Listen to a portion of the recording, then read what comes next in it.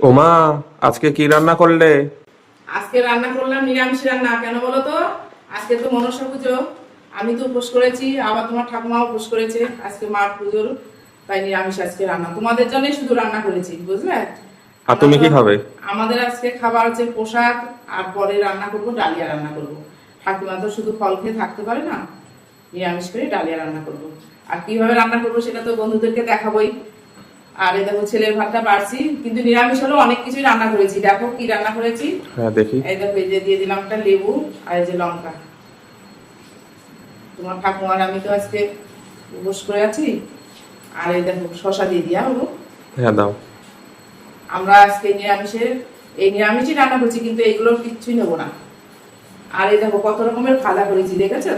কি ভাজা এটা? ভাজা দেখো, ডাল বেটে এটা মিষ্টি কুমড়োর পুর দিয়ে ভাজা করেছি, আর এটা খালি ডালের ভরা করেছি। আর পটল ভাজা, এটা পটল ভাজা। আর পটলও দেখো বেসন দিয়ে দেখো ভেজেছে, কি সুন্দর দেখেছো হয়েছে। দেখেছো কত রকমের ভাজা আজকে।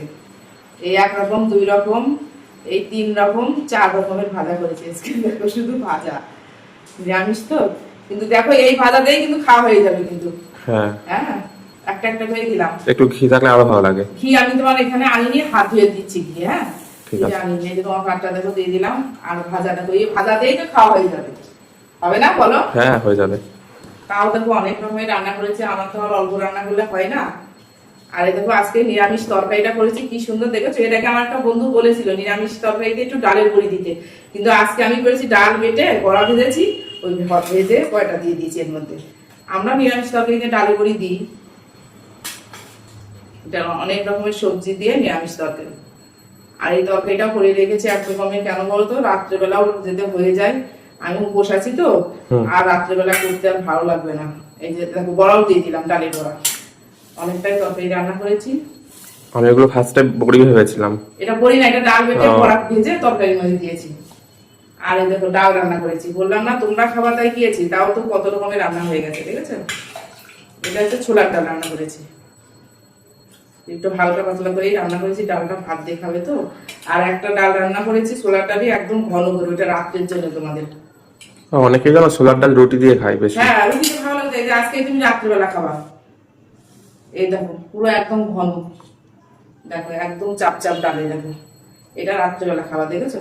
এই দেখো, হ্যাঁ এই ডালটা রাত্রে রুটি দিয়ে খাবা। ভাত দিয়েও খুব ভালো লাগে বেশ। হ্যাঁ আর একটু হালকা পাতলা করে রান্না করেছি। আর দেখো বন্ধুরা আজকে তো উপোস আছি তো, রাত্রে আর ভালো লাগবে না, তার জন্য দেখো সবকিছু রান্না বান্না করে এই দেখো ওদের রাতের খাবারও করে রেখেছি, কেন বলতো রাত্রে আর ভালো লাগবে না। এই দেখো হাতে বানানো রুটি করেছি, দেখেছো? এই দেখো গরম জল ফুটিয়ে আটা কেটে তারপর রুটি করে রেখেছি।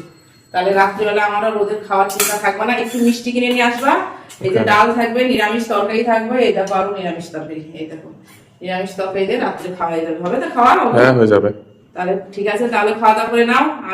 আমাদেরও আবার একটু রান্না বান্না আছে, শাশুড়ি মা আর আমি নেবো, তাও নিতে নিতে অনেক দেরি হয়ে যাবে। তাহলে চলো এখন খাওয়া দাওয়া করে নাও। আর রান্নাগুলো কেমন হয়েছে তোমরা কমেন্ট করে শেয়ার করে দেবে।